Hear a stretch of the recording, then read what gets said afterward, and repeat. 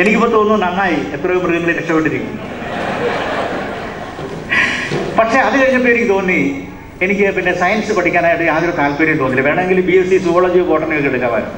എനിക്ക് തോന്നി വേണ്ട, ഡോക്ടർ ആകുന്നില്ല. ഞാൻ പഠിക്കാൻ തിരഞ്ഞെടുത്തത് BA ഇംഗ്ലീഷായി.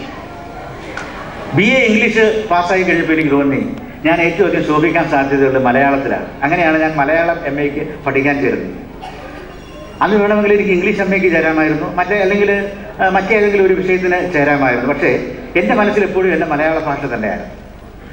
അങ്ങനെ ഈ മലയാളത്തോടുള്ള സ്നേഹം കൊണ്ട് ഞാൻ മലയാളം MAക്ക് ചേർന്നപ്പോൾ എൻ്റെ അഭ്യുതകാംക്ഷികൾ പറഞ്ഞു, നിങ്ങൾ ജീവിതം നശിപ്പിക്കുകയാണ്, ഈ മലയാളം പഠിച്ചിട്ട് നിങ്ങൾക്ക് എന്താകാൻ പറ്റും.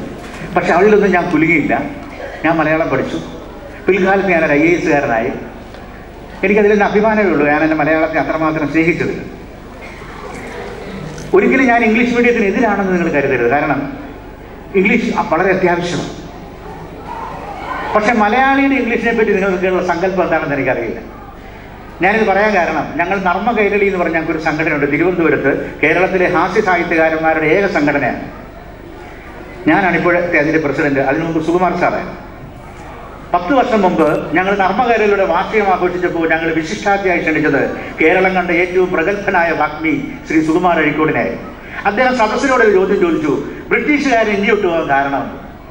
സദസ്യർക്ക് ആ ചോദ്യം ഇഷ്ടപ്പെട്ടില്ല. അതിലൊരാൾ എഴുന്നേറ്റ് ചോദിച്ചു, സാർ എന്ത് നോൺസെൻസ് ചോദ്യമാണിത്, ഇത്ര സില്ലിയായ ഒരു ചോദ്യമാണോ ഞങ്ങളോട് ചോദിക്കുന്നത്? അപ്പോൾ അഴീക്കോട് പറഞ്ഞു, അത്ര സില്ലിയാണെങ്കിൽ നിങ്ങൾ ഉത്തരം പറയൂ.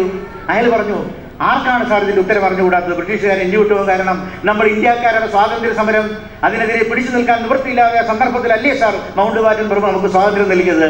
അഴീക്കോടൊന്ന് തിരിച്ചിട്ട് പറഞ്ഞു, സുഹൃത്തെ, നിങ്ങളുടെ ഉത്തരം തെറ്റാണ്. എന്നിട്ട് അദ്ദേഹം ശരിയായ ഉത്തരം പറഞ്ഞു. എന്താണെന്നറിയാമോ? ബ്രിട്ടീഷുകാർ ഇന്ത്യ വിട്ടുപോകാൻ കാരണം നമ്മൾ ഇന്ത്യക്കാരുടെ സ്വാതന്ത്ര്യ സമരമൊന്നും അല്ല, മറിച്ച് നമ്മൾ ഇന്ത്യക്കാരുടെ, പ്രത്യേകിച്ച് മലയാളികളുടെ ഇംഗ്ലീഷ് ഭാഷാ പ്രയോഗങ്ങളാണ്. ഇത് കേട്ടിട്ട് സഹിക്കാൻ നിവൃത്തിയില്ലാതായ സന്ദർഭത്തിലാണ് പോലും മൗണ്ട് ബാറ്റൻ പ്രഭു നമുക്ക് സ്വാതന്ത്ര്യം നൽകിയെന്നാണ് പറഞ്ഞത്. ആദ്യം എനിക്കത് കേട്ടപ്പോൾ അഴീക്കോട് എന്തോ തമാശ പറയുന്ന പോലെയാണ് എനിക്ക് തോന്നിയത്. പക്ഷെ പിന്നെ എൻ്റെ ജീവിതത്തിൽ ഒരുപാട് അനുഭവങ്ങൾ ഉണ്ടായപ്പോൾ അഴീക്കോട് പറഞ്ഞത് പൂർണ്ണമായും ശരിയാണെന്ന് എനിക്ക് ബോധ്യപ്പെട്ടു. എന്താ കാര്യം എന്നറിയാമോ? ഒരു ദിവസം ഞാൻ ഈസ്റ്റ്കോട്ടിലേക്ക് ബസ്സിൽ യാത്രയാണ് തിരുവനന്തപുരത്ത്. എൻ്റെ ഫ്രണ്ടിൽ നിന്ന് യാത്ര ചെയ്യുന്ന സാധുക്കളായ 2 മത്സ്യത്തൊഴിലാളി സ്ത്രീകൾ. അവർ പള്ളിക്കൂടത്തിൻ്റെ വരാന്തയിൽ പോലും കയറി നിന്നിരിക്കാൻ യാതൊരു സാധ്യതയും ഞാൻ കാണുന്നില്ല. പക്ഷെ അവരുടെ സംഭാഷണം മുഴുവൻ ഇംഗ്ലീഷിലാണ്. ഇംഗ്ലീഷ് എന്ന് പറഞ്ഞാൽ ഇംഗ്ലീഷ് വാക്കുകളുടെ ഒരു പ്രളയം തന്നെയാണ്. അതിലൊരു സ്ത്രീ മറ്റേ സ്ത്രീയോട് പറയുകയാണ്, ഞാൻ പുറകിരുന്ന് ഇത് ഓവർ ഹിയർ ചെയ്യുകയാണ്, അക്ക നിന്റെ മകൻ്റെ മാര്യേജ് ഫിക്സ് ചെയ്തെന്ന് കേട്ടല്ലോ, ഡൗറികളൊക്കെ കിട്ടുമോടി? അപ്പൊ മറ്റേ സ്ത്രീകൾ പറയാണ്, നമ്മളായിട്ടൊന്നും ഡിമാൻഡ് ചെയ്തിട്ടില്ലടി, പിന്നെ അവരുടെ കപ്പാസിറ്റി പോലെ. അപ്പൊ ഇവര് ചോദിക്കുകയാണ്, പെണ്ണെങ്ങനെയടി അക്ക, പേഴ്സണാലിറ്റി ഉണ്ടോ? അപ്പൊ മറ്റേ സ്ത്രീ പറയാണ്, ഒരുമാതിരി ആവറേജ് അടി, അഡ്ജസ്റ്റ് ചെയ്യാവുന്ന. നിങ്ങൾ ആലോചിച്ച് നോക്കുക, പള്ളിക്കൂടത്തിന് വരാന്തേ പോലും കരുന്നിട്ടില്ലാത്ത 2 സ്ത്രീകളുടെ സംസാരത്തിൽ എത്ര ഇംഗ്ലീഷ് വാക്കുകളാണ് വന്നത്. അതിനുശേഷമാണ് ഞാൻ ശ്രദ്ധിച്ചത്, നമ്മുടെ നാട്ടിൻപുറത്തെ വല്യമ്മമാർ പോലും, വിദ്യാഭ്യാസമില്ലാത്ത വല്യമ്മമാർ പോലും ഇംഗ്ലീഷാണ് പറയുന്നത്. എൻ്റെ വീടിനടുത്തുള്ളൊരു വല്യമ്മ, 19 വയസ്സ് പ്രായമുണ്ട്. ഈ വല്യമ്മ മൂത്രം പരിശോധിക്കാനായിട്ട് ഒരു കൊച്ചു കുപ്പിയിൽ മൂത്രത്തിൻ്റെ സാമ്പിൾ എടുത്ത് ജനറൽ ആശുപത്രിയിലേക്ക് പോവുകയാണ്. അപ്പോൾ അടുത്ത വീട്ടിലൊരു കൊച്ചു പയ്യൻ ചോദിച്ചു, വല്യമ്മച്ചി എങ്ങോട്ടാ? വല്യമ്മച്ചി ഇംഗ്ലീഷേ പറയുള്ളൂ. വല്യമ്മച്ചി പറയാ, ഞാൻ എൻ്റെ മൂത്രം ഒന്ന് ടേസ്റ്റ് ചെയ്യാൻ പോവുക. എൻ്റെ മകൻ കൊച്ചായിരുന്ന കാലത്ത്, അന്ന് എനിക്ക് ഡയബറ്റീസ് ഒന്നും രോഗം വരുന്നതിനൊക്കെ മുമ്പാണ്, ഭാര്യ എനിക്ക് ചായ തന്നു. ചായയിൽ മധുരം കുറവായിരുന്നു. ഞാൻ ഭാര്യയോട് ദേഷ്യപ്പെട്ടു, എന്താ ചായയിൽ മധുരം ഇടാത്തത്? ഭാര്യ പറഞ്ഞു, മാസാവസാനാണെന്ന് അറിഞ്ഞൂടെ, പഞ്ചസാര ഔട്ട് ഓഫ് സ്റ്റോക്ക് ആണെന്ന് പറഞ്ഞു. ഉടനെ എൻ്റെ മകൻ എൻ്റെ ദേഹത്ത് ഇങ്ങനെ കരണ്ടിയിട്ട് ചോദിച്ചു, അച്ഛാ ഈ ഔട്ട് ഓഫ് സ്റ്റോക്ക് എന്ന് പറഞ്ഞാൽ എന്താ? ഞാൻ പറഞ്ഞു, മോനെ, അമ്മ പറഞ്ഞ സന്ദർഭത്തിൽ നിന്നൊരു കാര്യം മനസ്സിലായില്ലേ? ഒരു സാധനം വീട്ടിലില്ലെങ്കിൽ അതിന് ഇംഗ്ലീഷിൽ പ്രയോഗിക്കുന്ന ഒരു പ്രയോഗമാണ് ഔട്ട് ഓഫ് സ്റ്റോക്ക്. എൻ്റെ മോന് കാര്യം മനസ്സിലായി. ഒരു ദിവസം സെക്രട്ടേറിയറ്റിൽ നിന്ന് എന്നെ അന്വേഷിച്ച് എൻ്റെ ശിവായി വീട്ടിൽ വന്നു. ഗേറ്റിൻ്റെ പുറത്തേക്ക് വിളിച്ചു വെച്ചു, മോനെ, അച്ഛൻ വീട്ടിലുണ്ടോ? ഇല്ല, അച്ഛൻ ഔട്ട് ഓഫ് സ്റ്റോക്കാ. ഞാൻ ചങ്ങനാശ്ശേരി SP കോളേജിൽ പഠിക്കുന്ന കാലത്ത് ഞങ്ങളുടെ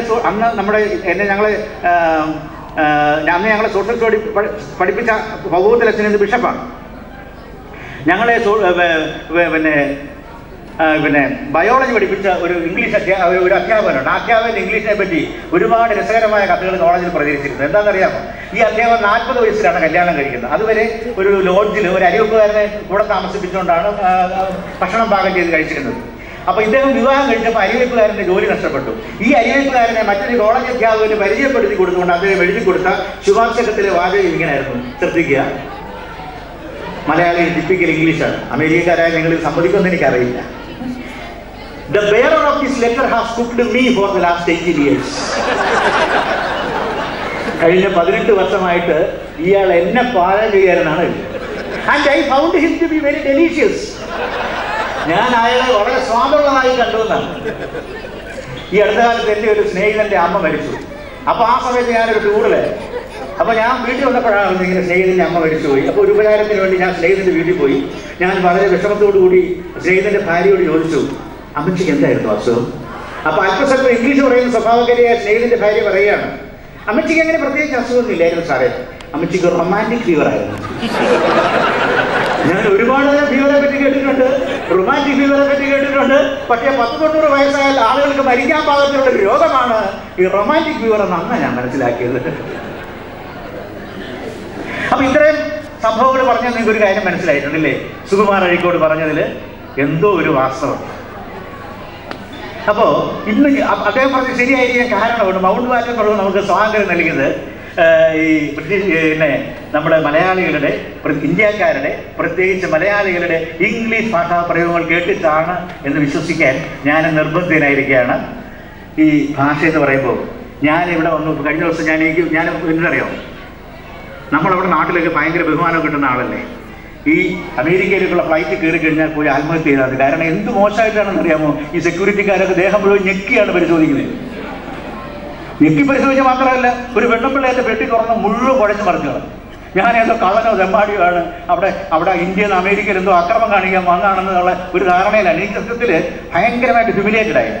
പക്ഷെ പിന്നീട് ഞാൻ വിചാരിച്ചു, കാരണം അവരുടെ നടപടി ശരിയാണ്, അതൊരു വ്യവസ്ഥയുടെ ഭാഗമാണ്. അതിൽ എന്നെ പോലെയുള്ള ആളുകൾക്ക് അത്ര ഒരു അമർഷം തോന്നേണ്ട കാര്യമില്ല എന്നുള്ളൊരു യാഥാർത്ഥ്യ ബോധത്തോടെ ഞാനിപ്പോൾ വിലയിരുത്താൻ ശ്രമിക്കുകയാണ്.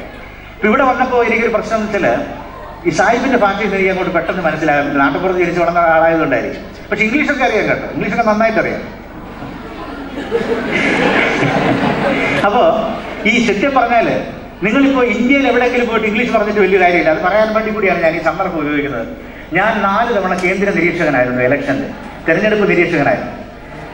UP-യിൽ, രാജസ്ഥാനിൽ, ബീഹാറിൽ 2 പ്രാവശ്യം. ഏറ്റവും ഒടുവിൽ കഴിഞ്ഞ ലാലു പ്രസാദ് യാദവിൻ്റെ ഈ ഇലക്ഷനിൽ ഞാൻ ബീഹാറിൽ 40 ദിവസം ഞാൻ ഒബ്സർവറായി.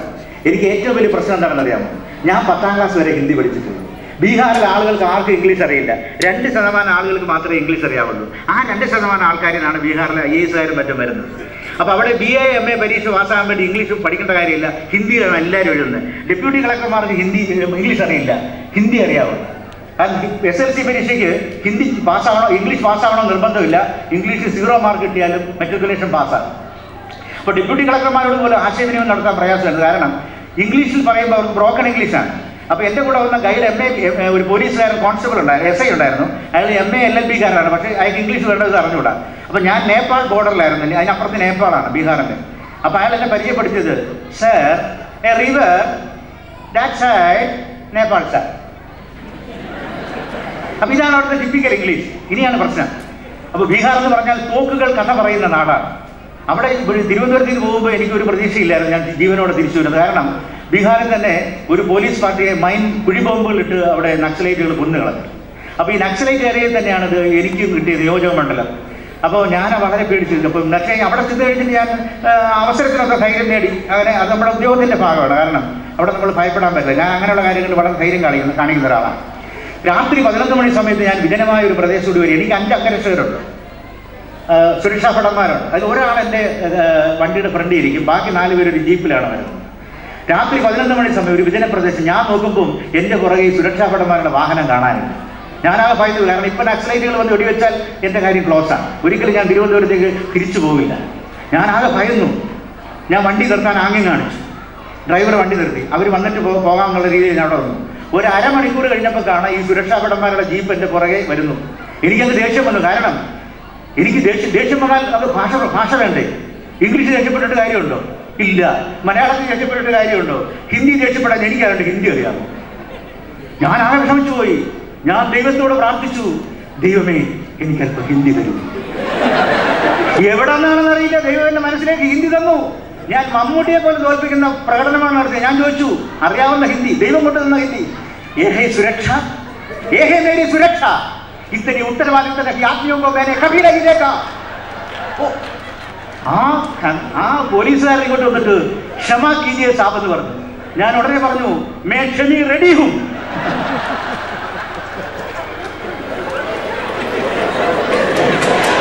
ബീഹാറിന്റെ ഏറ്റവും വലിയ മറ്റൊരു പ്രശ്നം ഭാഷ മാത്രമല്ല, ആഹാരമായിരുന്നു. ഞാനാണെങ്കിൽ ഈ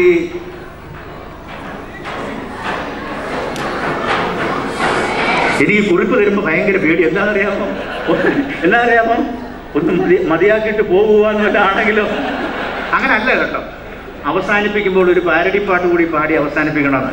ഓക്കെ, താങ്ക് യു. അപ്പോൾ ഇതെന്താ സംഭവം അറിയാമോ? തിരുവനന്തപുരത്ത് കാട്ടാക്കട ഒരു വായനശാല വാർഷികത്തിന് ഞാനിങ്ങനെ പ്രസംഗിച്ചുകൊണ്ട് നിൽക്കുകയാണ്. ഒരാളൊരു കുറിപ്പ് കൊണ്ടു തന്നു. ഞാനാണെങ്കിൽ വളരെ നിഷ്കളങ്കനാ. ഞാൻ ഈ കുറിപ്പിലെ വാചകം അതേപോലെ വായിച്ചു. എന്താണെന്നറിയാമോ? ജിണ്ടാങ്കുട്ടമ്പിള്ള ഈ പരിസരത്ത് എവിടെയെങ്കിലും ഉണ്ട്, സ്റ്റേജിന്റെ പിറകിൽ വരണം. ഞാനിത് വായിച്ചു തീർന്നില്ല. ഈ ജിണ്ടാങ്കുട്ടമ്പിള്ള എന്ന് പറയുന്ന ആൾ, ജിണ്ടാൻ എന്നുള്ള ആളുടെ ഇരട്ടപ്പേരാണ്, വട്ടപ്പേരാണ്. ഇത് കേട്ട് കഴിഞ്ഞാൽ അയാൾ ചൂടാകും. ഇയാൾ മുണ്ടും മുടക്കി കെട്ടി സ്റ്റേജിലേക്ക് കയറി 1000 രൂപ തന്നെ ജിണ്ടാങ്കുട്ടമ്പിള്ള IAS ആണെന്ന് നോക്കത്തില്ല, കുത്തി മനസ്സിൽ കളയുന്നു. പിന്നെ സംഘാടകരൊക്കെ വന്ന് പിടിച്ച് വലിച്ചോണ്ട് പോയിട്ട് രക്ഷപ്പെട്ടു. അങ്ങനെയാണ് ഞാൻ വിചാരിച്ചത് കേട്ടോ. അങ്ങനെ അല്ല കേട്ടോ. അപ്പൊ എന്താ സംഭവം എന്നറിയാമോ? ബീഹാറിൽ ഞാൻ പോയി. എനിക്കാണെങ്കിൽ ചോറൊക്കെ ഉണ്ടാണ് ഇടയ്ക്കിടയ്ക്ക്.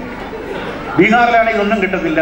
പിന്നെ ചപ്പാത്തി ഞാൻ കഴിക്കും, പക്ഷേ കറിയാണ് പ്രശ്നം. കറി എന്ന് പറയുമ്പോൾ ബീഹാറികൾ കടുകെണ്ണയാണ് ഉപയോഗിക്കുന്നത്. അതിൻ്റെ ഒരു മണം ഭയങ്കര സഹിക്കാൻ പറ്റില്ല. ആദ്യത്തെ ഒരാഴ്ച എനിക്ക് വലിയ പ്രശ്നമില്ലായിരുന്നു. പക്ഷെ കുറേ കഴിഞ്ഞപ്പോൾ ഞാൻ ആഹാരം കഴിക്കാൻ പറ്റാത്തൊരവസ്ഥയായി. അപ്പം ഞാൻ അയാളോട് പറഞ്ഞു, മുച്ചേ ദോശ ചാക്കി എന്ന് പറഞ്ഞു.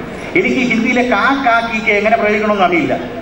അതിന് കാ പ്രയോഗിക്കണോ, കെ പ്രയോഗിക്കണോ, കീ പ്രയോഗിക്കണമെന്നൊന്നും എനിക്കറിയത്തില്ല. അപ്പോൾ ഞാനിങ്ങനെ ആലോചിച്ച് നോക്കിയപ്പോൾ മുച്ചേ എനിക്ക് ദോശ ചാഹി എന്ന് പറഞ്ഞു. അപ്പോൾ ദോശ ഉണ്ടാക്കുന്ന വിധം അവർക്ക് അറിഞ്ഞുകൂടാ. അപ്പോൾ ഞാനത് പറഞ്ഞു കൊടുത്തു. എനിക്ക് കുറച്ച് ഹിന്ദി അറിയാം. ഞാൻ പറഞ്ഞു, 1 ഗ്ലാസ് ചാവൽ, 1 ഗ്ലാസ് അരി, 1 ഗ്ലാസ് ഉഴുന്ന്, ദോനോ മിക്സി മേ അച്ചി തരം ഗ്രൈൻഡ് കരോ. ശരിയല്ലേ? 1 രാത്രി തക്ക് വഹാം രഖോ. ഒരു രാത്രി അവിടെ വെക്കാൻ പറഞ്ഞു. പിന്നെ ഇത് പുളിക്കുന്നതെന്ന് എനിക്ക് പറയാനൊന്നും അറിയത്തില്ല. അത് കഴിഞ്ഞ് പിന്നെ അപ്പോൾ ഒരു ദോശയൊക്കെ പിറ്റേന്ന് ഉണ്ടാക്കിക്കൊണ്ട് വന്നു.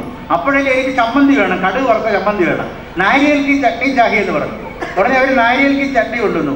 ഇനി നിങ്ങൾക്കറിയാമോ, ഹിന്ദിയിൽ നാരിയൽ എന്ന് മാത്രം പറഞ്ഞാൽ കരിക്കെന്നാണ് അർത്ഥം. വിളഞ്ഞ തേങ്ങയ്ക്ക് സുഖാ നാരിയൽ എന്ന് പറയും. അപ്പോൾ എനിക്ക് അരച്ചോണ്ട് വന്ന ചമ്മന്തി കരിക്കിൻ്റെ ചമ്മന്തിയായിരുന്നു. ഇപ്പോൾ സാരമില്ല, എത്രയോ കാലം കൂടി ദോശ നിന്നാണ് ഇതിന് കരിക്കിൻ്റെ ചമ്മന്തി കൂട്ടിയാണെങ്കിലും സാരമില്ല.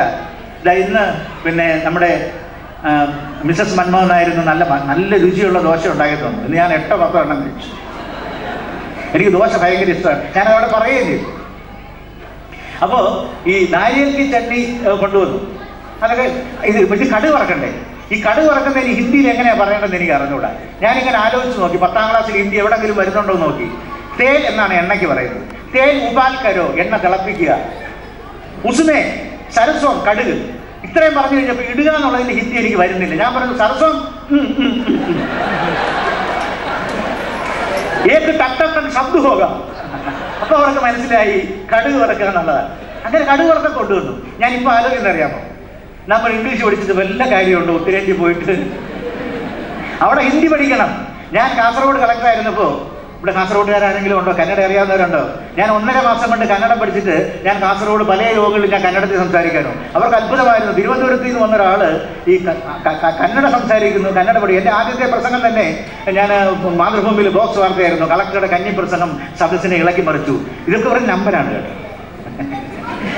ಆದರಣೀಯ ಅಧ್ಯಕ್ಷರೇ, ವೇದಿಕೆಯನ್ನು ಅಲಂಕರಿಸಿರುವ ಕಾಸರಗೋಡಿನ ಮಹನೀಯರೇ, ಮಹಿಳೆಯರೇ, ಈ ಉತ್ತರವಾದ ಕಾರ್ಯಕ್ರಮಕ್ಕೆ ನನ್ನನ್ನು ಮುಖ್ಯ ಅತಿಥಿಯನ್ನಾಗಿ ಆಮಂತ್ರಿಸಿರುವುದಕ್ಕೆ ನನಗೆ ಬಹಳ ಸಂತೋಷವಾಗಿದೆ. ഇങ്ങനെയൊക്കെയുള്ള കാര്യം. പക്ഷേ എനിക്കതുകൊണ്ട് വലിയ ഗുണം കിട്ടി. കാരണം കാസർഗോട്ടെ 40% ആൾക്കാർ കന്നഡ മാത്രം സംസാരിക്കുന്നവരാണ്. അവരുടെ ഒരു വലിയ റാപ്പോർട്ട് എനിക്ക് കിട്ടിയെന്നുള്ളതാണ് അതുകൊണ്ട് ഏറ്റവും വലിയൊരു ഗുണം. അപ്പോൾ ഞാനിത് പറഞ്ഞത്, ഞാൻ ഒരിക്കലും ഇംഗ്ലീഷിനെതിരല്ല. ഇംഗ്ലീഷ് നല്ല ഭാഷ തന്നെയാണ്. പക്ഷെ അതോടൊപ്പം തന്നെ നമ്മൾ മാതൃഭാഷയെ സ്നേഹിക്കാൻ പഠിക്കണം. തമിഴിനെ സംബന്ധിച്ചിടത്തോളം തമിഴിന് അവൻ്റെ ഭാഷ എന്ന് പറയുന്ന ഒരു വികാരമാണ്. അവൻ്റെ ഭാഷയെ ഒന്ന് കളിയാക്കി നോക്ക്. പക്ഷെ നമ്മുടെ മലയാള ഭാഷയെ ആർക്കും വേണമെങ്കിൽ ഒരു തുപ്പാം, ഇല്ലേ? ആരും പ്രതിഷേധിക്കില്ല. അപ്പോൾ അതാണ് ഞാൻ ഈ ഭാഷാഭിമാനം എന്ന് പറയുന്നത്.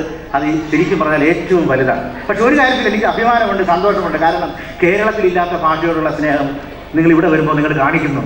അത് വളരെ സന്തോഷം. ഇന്നിവിടെ അവതരിപ്പിച്ച കലാപരിപാടികളൊക്കെ തന്നെ ശരിക്കും പറഞ്ഞാൽ കണ്ണിനും കാതിനും കുളിർമ നൽകുന്നതായിരുന്നു. കാരണം അതിൽ ഓരോ ഐറ്റവും തന്നെ ഞാൻ ഒരുപാട് സ്ഥലങ്ങളിൽ ഈ പരിപാടികൾ കാണാൻ പോകാറുണ്ട്. പക്ഷെ അതിലൊക്കെ വെച്ച് നോക്കുമ്പോൾ നിങ്ങളൊരു ബഹുസ്തുതി പറഞ്ഞ് നിങ്ങളെ സന്തോഷിപ്പിക്കാൻ വേണ്ടി പറയുന്നതല്ല. ശ്രീ വർഗീസിന്റെ സംഘാടന പാഠവും ഉൾപ്പെടെയുള്ള കാര്യങ്ങളിൽ പ്രത്യേകിച്ച് ഓരോന്നും അവലംബിച്ച ആ ടൈം കീപ്പിങ്, അതിൻ്റെ ഒരു ദൃശ്യഭംഗി, ഈ സിനിമാറ്റിക് ഡാൻസ് പോലും എനിക്ക് വളരെ മനോഹരമായിട്ടാണ് തോന്നിയത്. അപ്പോൾ അതിലൊക്കെ ഞാൻ നിങ്ങളെ വളരെ അഭിനന്ദിക്കുകയാണ്. അപ്പോൾ അദ്ദേഹം ആദ്യം എന്നെ ഒന്ന് ആശയക്കുഴപ്പത്തിലാക്കി, ദൈവമേ എന്താണ് കടലാസിൽ എഴുതിയിരിക്കുന്നത്,